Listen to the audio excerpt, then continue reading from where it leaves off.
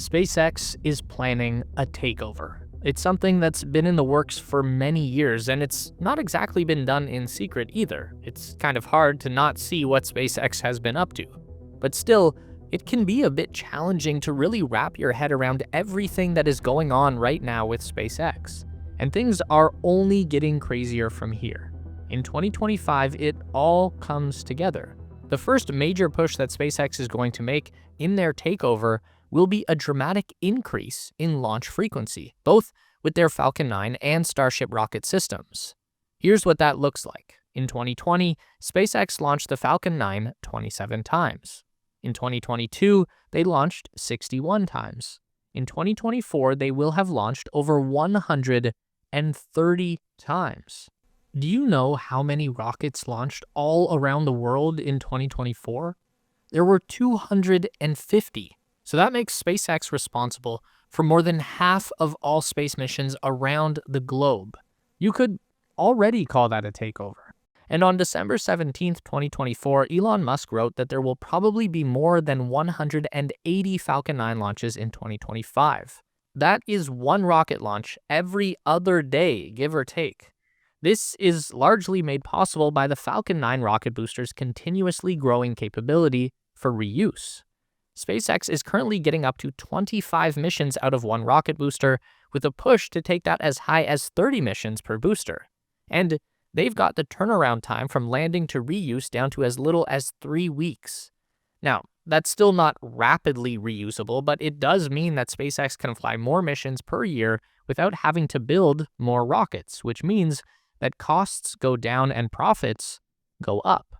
This is an exercise in efficiency that will set the tone for everything that SpaceX will become in the future. Now, on the subject of being fully and rapidly reusable, that's where the Starship program comes in. This truly is the future of SpaceX, a rocket that is still very much in development yet has already performed some of the most mind-blowing feats of science and engineering. And once Starship is fully operational, it can easily surpass the Falcon 9 in terms of launch frequency, while at the same time carrying around 5 times more payload into orbit with every launch. In 2023, we saw Starship take flight on 2 occasions, and both times it exploded. In 2024, not only did we see the rocket fly a total of 4 times without blowing up, we saw it land successfully in the most amazing way. The Super Heavy booster was caught by a pair of robotic chopstick arms attached to the Mechazilla tower, and then the ship stage made a flawless controlled water landing over the Indian Ocean. Now, for 2025, we bring those 2 feats together, the first orbital return and tower catch of the upper stage ship. And SpaceX will have plenty of opportunity to perfect this art as they are looking for approval of up to 25 launches and landings at their Starbase facility in South Texas. So we are already jumping from twice in a year to twice in a month. And don't forget, this is the biggest rocket ever made, and it's only getting bigger. In 2025, SpaceX will push their Starship higher and faster than ever before.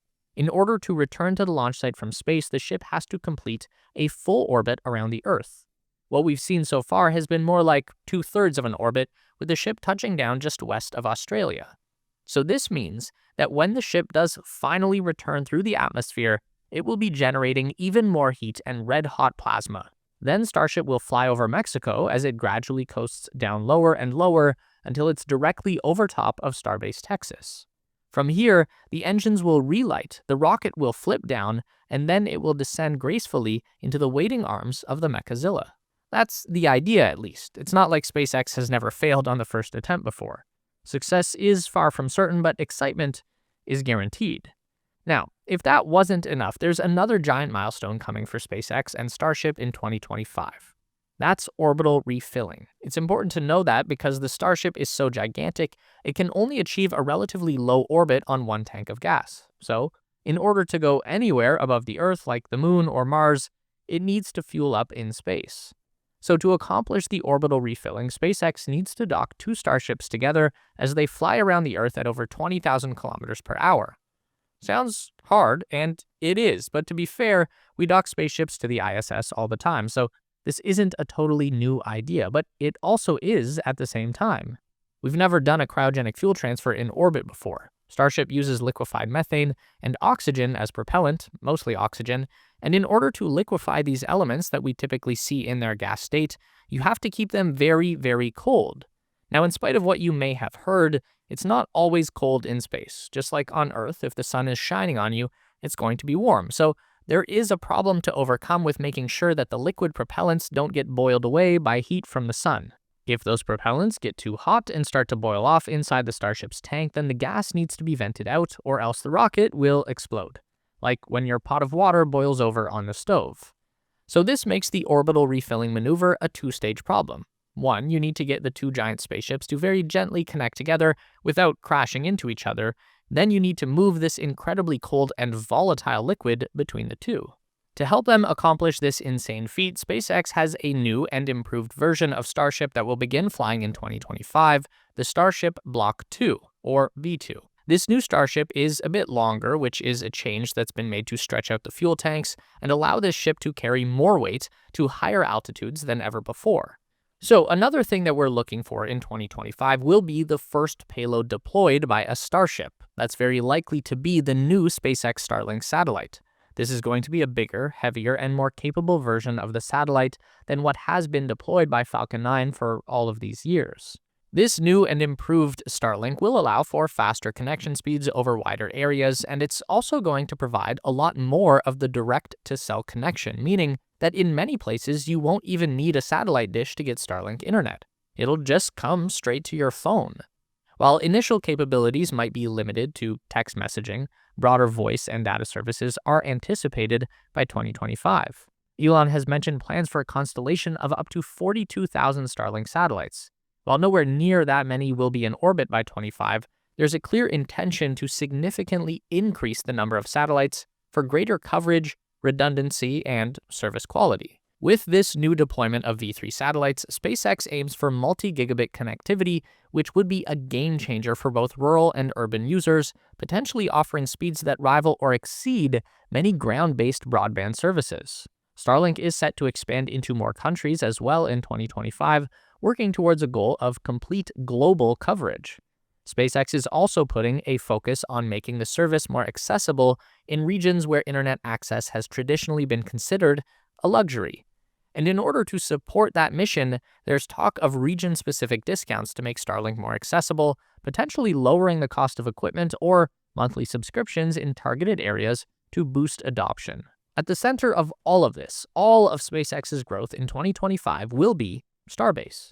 This is the epicenter of Starship operations located on the southern tip of Texas at Boca Chica Beach, near the Mexican border. Originally just a launch site for SpaceX's ambitious projects, it has evolved into something much more. The Star Factory is essentially the production line for the Starship rocket system.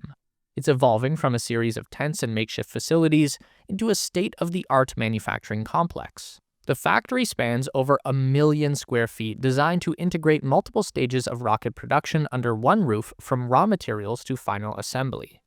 Elon and SpaceX have set a target for the Star Factory to reach a production volume of one ship every 3 days by the end of 2025.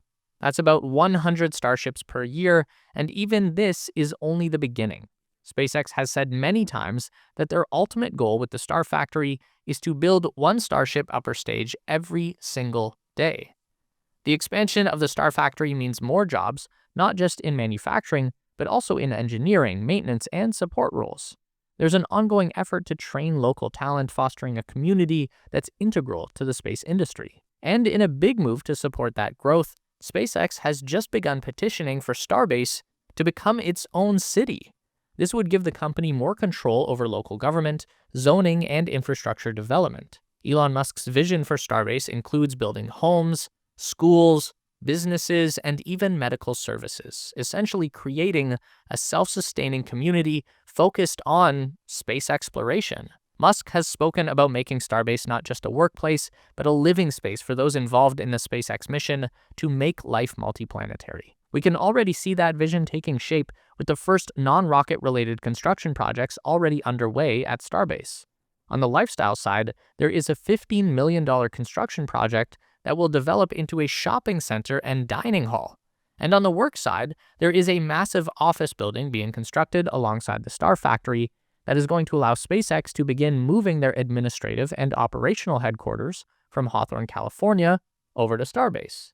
By transforming Starbase into a city, Elon is not only facilitating his own space ambitions, but also experimenting with the concept of company towns in the 21st century. This move could set a precedent for how tech and space companies might integrate their operations into community life, blending the line between work, living, and the pursuit of cosmic exploration. If successful, Starbase in 2025 could be a model for future spaceports worldwide, a place where the dream of space travel becomes as tangible as the ground we walk on.